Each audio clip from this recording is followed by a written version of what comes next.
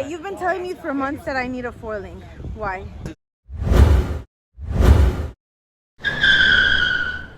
A bushing has slop, so you have the bolt and you have the bushing. So when you clutch kick, Yeah.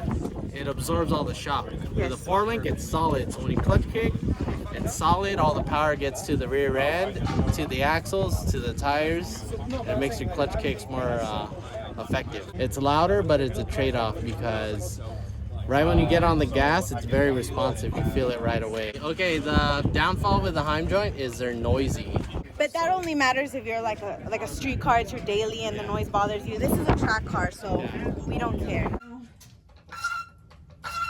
I don't know if I showed any footage already, but I installed my axles last night, which is very exciting. A lot easier if I remove the rear tires, just so I have space to look at everything. This is the one that I was supposed to take off, that I took off last time when I installed the traction brackets. And I remember it was awful because I've dirt dropped. Everything here was bent and I couldn't get this to move or to even come out.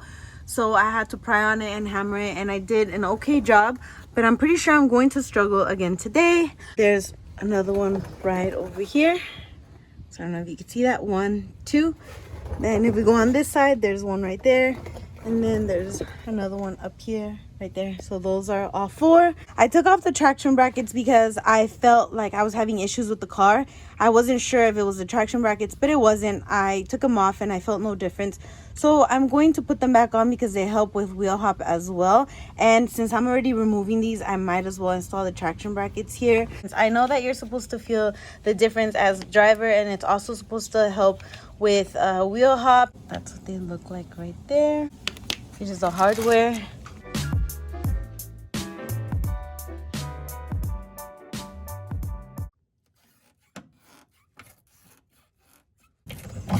Almost there, sir. Whew. I really think that this is gonna make a world of a difference on my car. I am very excited to be running this 4-link from Techno Toy Tuning, so thank you so much to T3. What I'm doing right here is comparing the link to the OEM one. We want to get it as identical as possible by unscrewing the hem joints on each side evenly. Once I do that, I will put it on the car, and once it's on the car, I will lock the nut into place. This is the hardware that it comes with. Put this one in like this, and then until it sits flush like that. See that? And then you put on this side so it sits flush like that, and then you put the nut. So that's how it's gonna go on the car. It looks to be about the same length. So now I'm gonna install it in the car.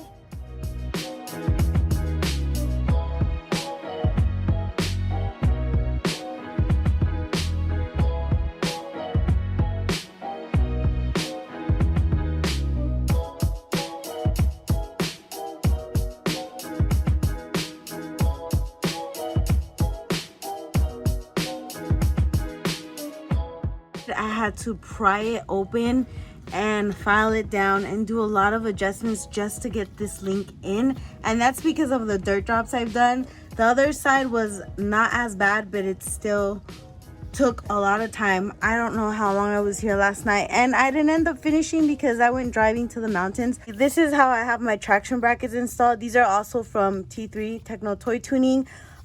So I have both bolts up here, and then I have the link on the bottom bolt right there. Now I'm gonna work on the top.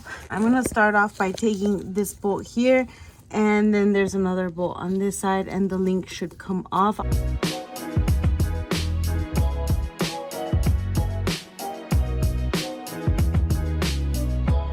I just finished removing the link on this side, and as you can see, the bolt goes through there.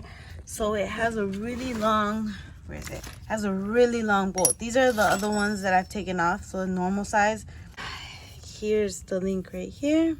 The kit comes with 6 of these bolts, and then it comes with 4 of these on their own without a bolt, and I'm assuming that's because you have to reuse this really long bolt that goes in the back right here that connects through the chassis. So I'm going to reuse these. So 2 are going to go to this long one, and then 2 are going to go to the other side.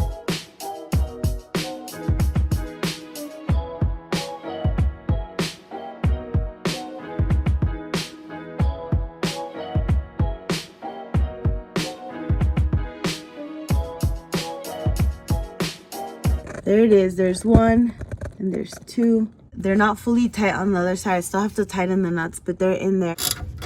These were so hard to break loose for me. I had to use my legs. One tool that I've been using a lot throughout all of this is this. Then I could just put this tool over the bolt like that and then hammer this end. And it's been very helpful. Here's one side.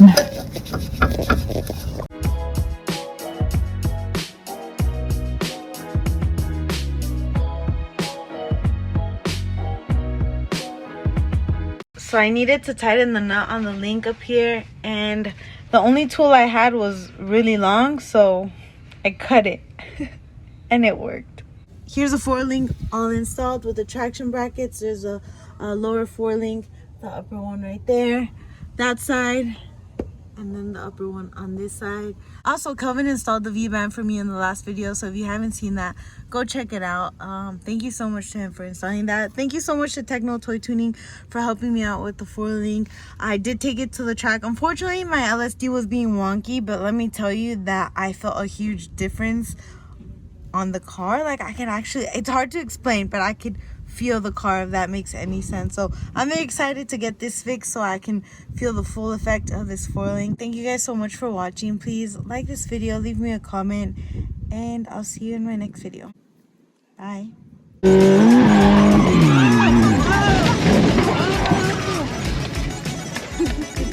You okay? Yeah.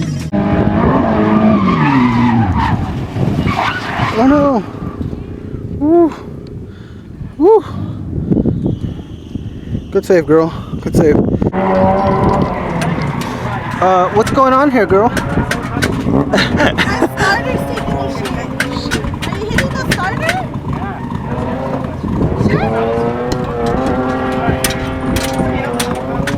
Sure. Next step is us to push and bump start, right? Can you push? I have a friend that has a AutoZone warranty. That's your starter from AutoZone. Damn, wait, she's throwing you under the bus hard. Hey. I'll record. I won't do anything. All we have to do is move it like an inch forward and then back. Reverse. Alright. Okay, great job, guys.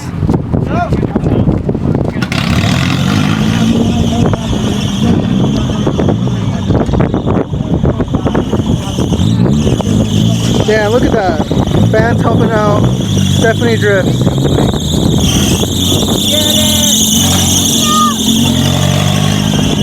Damn.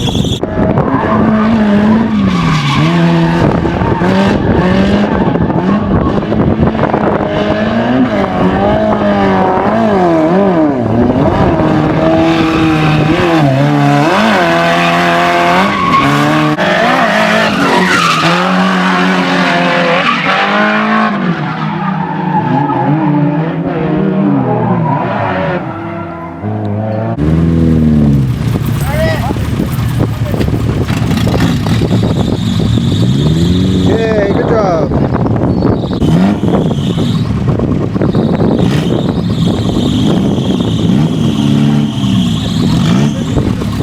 That has a starter issue. This one has a starter issue.